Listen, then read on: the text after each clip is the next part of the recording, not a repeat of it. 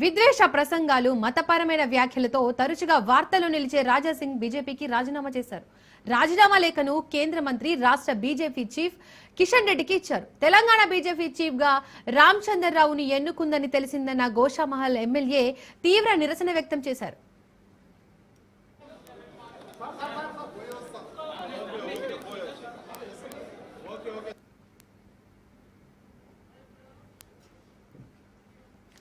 రామచంద్రరావు నియామకం తనకు మాత్రమే కాదని ఎత్తుపల్లాలు సంక్షోభంలో పార్టీకి అండగా నిలిచిన లక్షలాది మంది కార్యకర్తలు నాయకులు ఓటర్లకు షాక్ నిరాశ కలిగించిందన్నాడు రాజాసింగ్.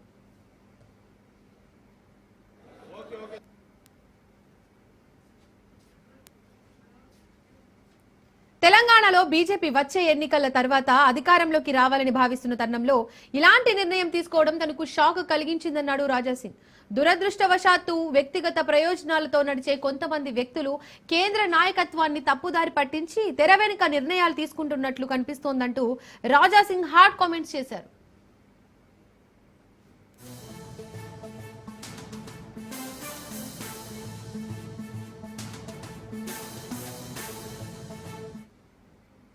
తెలంగాణలో బీజేపీని అధికారంలోకి తీసుకురావడానికి లభించిన అవకాశం తాజా ఎంపికతో పార్టీ అధికారంలోకి వస్తోందన్న విశ్వాసం పోతుందని లేఖలో రాజాసింగ్ పేర్కొన్నాడు. చాలా బాధతో పార్టీ ప్రాథమిక సభ్యత్వానికి రాజీనామా చేశానన్నాడు.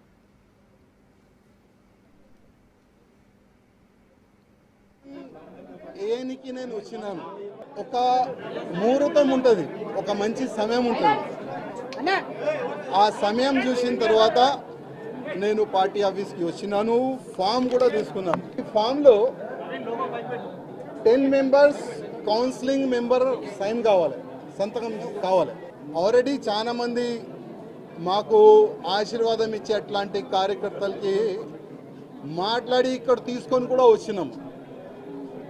స్టేట్ కౌన్సిలింగ్ మెంబర్ ఇక్కడ వచ్చిన తర్వాత వాళ్ళకి ఫోన్ చేసి పోస్ట్లో ఉంటావా, సస్పెండ్ చేయాలా అని వాళ్ళకి బెదిరించి ఇక్కడ నుంచి పంపించేసినారు.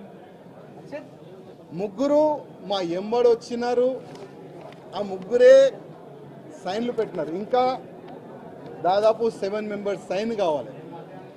10 మెంబర్స్ సంతకం చేసిన తర్వాతనే మనం ఈ ఫామ్కి మనం సబ్మిట్ చేయొచ్చు. కానీ ఆల్రెడీ డిసైడెడ్ ఎవరికి ప్రెజెంట్ చేయాలి, ఎట్లా చేయాలి అని ఆల్రెడీ వాళ్ళు డిసైడ్ చేసుకొని పైన కూస్తున్నారు. కానీ ఇవాళ కిషన్ రెడ్డి గారికి, అదేవిధంగా కేంద్ర మంత్రి వచ్చిన మేడం గారికి లిఖిత రూపంలో ఒక లెటర్ నేను ఇచ్చినాను. కిషన్ రెడ్డి గారికి ఒక మాట చెప్పి వచ్చిన, కిషన్ రెడ్డి గారు మీ చేతి నుంచే ఇవాళ భారతీయ జనతా పార్టీలో నేను జాయిన్ అయినా, నేను నా రాజీనామా మీ చేతికే ఇస్తున్నా, ప్లీజ్ మీరు యాక్సెప్ట్ చేయండి అని కిషన్ రెడ్డి గారికి ఒక లెటర్ ఇచ్చి వచ్చిన, రిజైన్ లెటర్ పార్టీకి.